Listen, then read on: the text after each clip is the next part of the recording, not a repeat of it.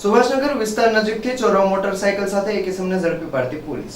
Bhavnagar LCB સ્ટાફના માણસો ભાવનગર શહેર વિસ્તારમાં પેટ્રોલિંગમાં હતા. એ દરમિયાન બાતમી રાહે હકીકત મળેલી કે શિવ વિકાસભાઈ રાઠોડ રહે આડોડિયા આવાસ કાળા કલરનું સ્પ્લેન્ડર મોટરસાયકલ જેનો રજિસ્ટર્ડ નંબર GG04CC 1263 લઈને સુભાષનગરથી તિલકનગર જવાના રસ્તે આવેલ પુલ પાસે ઊભો છે. જે મોટરસાયકલ તે ક્યાંકથી ચોરી કરેલ લાવેલ હોવાની શંકા છે. બાતમીવાળી જગ્યાએ પહોંચી રેડ કરતા આરોપી હાજર મળી આવતા પૂછપરછ કરતા આજથી આશરે 20 દિવસ પહેલા સુભાષનગર રોડ પર આવેલા ડોક્ટર ચાવડા સાહેબના દવાખાનાની બાજુમાં આવેલ મેડિકલ સ્ટોર પાસેથી બપોરના 3 વાગ્યાની આસપાસ મોટરસાયકલ ચોરી કરી હોવાનું કબૂલાત કરી હતી.